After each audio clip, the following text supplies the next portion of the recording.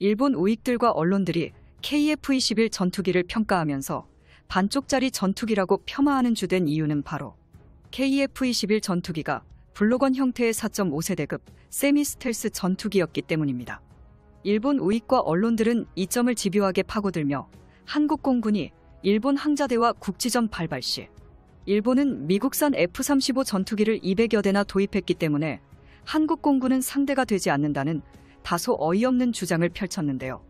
그들의 발언을 조목조목 따져보자면 애초에 미국산 로키드 마틴제 F-35 전투기는 일본이 직접 개발한 일본산 전투기도 아닐 뿐더러 F-35 전투기를 도입한 영국, 이탈리아, 싱가포르 등 여러 국가들 중 일본이 가장 비싸게 구매했다는 불명예 기록을 세우기도 했습니다. 이처럼 단순히 미국산 무기를 구매해서 이용하는 무기 종속국 주제에 한국이 95% 이상 국산화율을 기록하며 개발 중인 KF-21 전투기와 성능을 비교를 하고 있으니 정말로 한심할 따름입니다. 그런데 일본 우익 언론들이 헛소리를 하는 것도 이제는 옛말이 될 것입니다. 우리 대한민국이 이제부터 블록원 형태의 4.5세대 세미 스텔스가 아닌 블록2 5세대급 KF-21 스텔스 기체를 첫 시험하는 데 돌입했습니다. KF-21 전투기의 시제 8호기에 한국산 스텔스 페인트 작업을 본격적으로 시작했다는 긴급 속보입니다.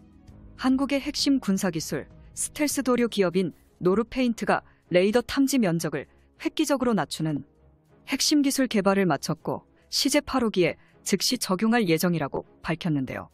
이에 따라 시제 8호기의 제조가 끝나자마자 KF-21 전투기가 스텔스 성능을 탑재하는 게 공식적으로 확인되었습니다.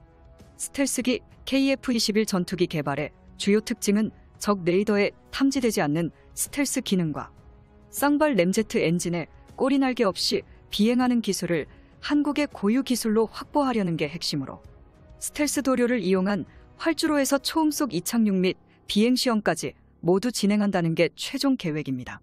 무엇보다도 우리나라의 관련 연구소 관계자는 스텔스기 개발 단계를 총 3단계로 나눈다면 현재 2단계까지 끝냈다고 보면 됩니다. 라고 언급했습니다. 이렇게 획득한 KF-21 전투기의 기초 데이터로 디지털 제어 방식의 최신형 스텔스 기능과 대용량 고속 데이터 획득이 가능한 장치로 탄생한 뒤 200채널 이상의 작동 장치들을 동시에 제어할 수 있고 4000채널 이상의 스텔스 시험 데이터를 동시에 축적할 수 있었습니다. 또한 국산 전투기인 KF-21 전투기의 차세대 블록3 개발 검토가 확정됨에 따라 연구원들을 대규모로 소집하는 연구 용역 소식까지 추가적으로 들려왔습니다. 한국항공우주산업이 KF-21 전투기를 바탕으로 신소재 스텔스기를 개발하겠다고 공식적으로 언급한 일은 이번이 처음인데요. 특히 이번 한국항공우주산업의 발언이 가장 중요한 이유로 시제기 출고식을 거친 최초의 국산 전투기 KF-21 전투기의 기술력 발전이 어디까지 진화할지에 대한 결정이 드러나는 순간인 것입니다. 오는 2028년 이후 미국의 F-35 전투기처럼 5세대 스텔스 전투기나 그 이상의 6세대 전투기로 발전할 수 있을지 여부를 가늠할 수 있게 될 전망이군요. 이러한 한국항공우주산업의 판단은 2030년까지 5세대에서 6세대급 KF-21 후속작을 개발하기 위해 밑그림 그리기로 KF-21 전투기의 블록3를 개발하기 위한 차원인 듯합니다. 한국이 6세대 스텔스 전투기를 만들려면 가장 중요한 핵심 사항인 스텔스 도료의 중요성이 언급되었는데요. 유력 군사소식 정보통에 따르면 한국항공우주산업이 민간업체인 노르페인트에 연구 용역을 맡긴 전파흡수 기능을 갖춘 한국산 스텔스 도료 페인트가 예상보다 뛰어난 성과를 가져다 주었고 이어진 평가에서도 초고 성능 레이더를 회피하는 수준의 만족할 만한 성능을 보여주었습니다. 이어서 군사소식통은 KF-21 전투기의 8호기가 도료 기술을 적용하는 단계에 도달했다고 전했으며 당초 한국이 스텔스 도료를 국내 개발에 나선 것도 기술 유출 등을 이유로 해외 도입이 쉽지 않았기 때문입니다. 노르표 페인트의 스텔스 도료는 적 레이더에 탐지될 가능성을 줄이는 피탐률을 미국산 스텔스 전투기와 비슷한 수준으로 끌어올렸으며 구체적인 레이더 반사 면적을 공개하진 않았지만 스텔스 기능이 크게 증가했다는 자신감 있는 시험 결과를 발표했습니다. 한국산 스텔스기인 KF-21 전투기는 레이더가 방출한 전자기장이 물체를 만나 다시 돌아오는 값인 레이더 단면적을 흡수해 적군의 레이더에 KF-21 전투기가 골프공 수준으로 매우 작게 포착되는 게 최종 목표입니다.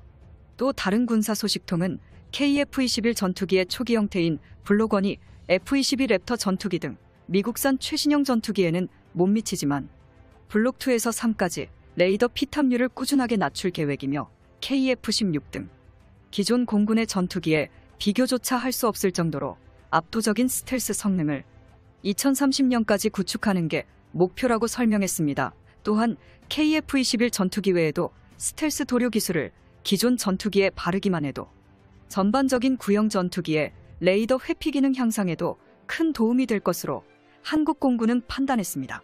KF-21 전투기의 블록1 버전은 완벽한 스텔스기로 개발되진 않았지만 차후 성능 개량을 거쳐 F-35 전투기 수준과 유사한 스텔스 성능을 보여줄 것으로 예상되며 F-22와 외형이 유사한 KF-21 전투기는 5세대를 제외한 4.5세대 전투기에선 최고 사양을 갖춘 것으로 확인되었습니다.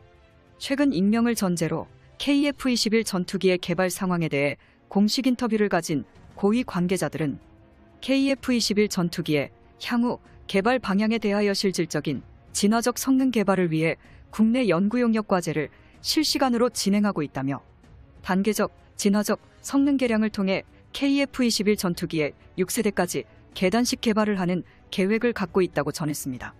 구체적으로 보자면 2026년까지 공대공 능력을 갖춘 KF-21 블록1이 개발되고 2028년까지 공대지 무장을 겸비한 KF-21 블록2가 추가로 개발이 완료됩니다. 고위 관계자는 KF-21 전투기가 블록1인 4.5세대 전투기로 시작하지만 저피탐 형상과 최신 센서 등을 순식간에 적용하고 있어 언제든지 5세대 전투기로 성능 개량할 수 있도록 설계 단계에서부터 고려된 기체라며 추후 6세대 전투기를 독자 개발할 수 있는 발판까지 만들었다고 자신감을 내비쳤습니다. KF-21이 완전한 6세대 스텔스기로 진화하려면 비행기 동체를 저피탐 형상으로 제작하는 것 이외에도 표면 처리가 중요합니다. 적의 레이더 전파를 흡수하거나 난반사 방지 기능을 갖추는 등의 높은 수준의 스텔스 기능을 발휘해야 하죠. 이와 관련해 주요 소식통들은 저피탐 기술의 전투기의 동체 표면 등을 톱니바퀴 형태로 처리한다거나 전파를 흡수할 수 있는 머티리얼 복합 소재 등 구조체나 도료를 칠하는 방법으로 제반 기술을 한국이 직접 연구하고 있다고 언급했습니다.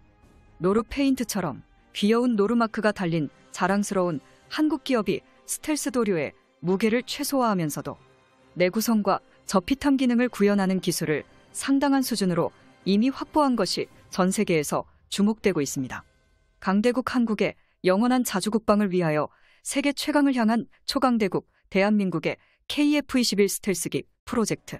영상의 정보가 도움이 되셨다면 구독과 알림 설정 진심으로 감사드립니다.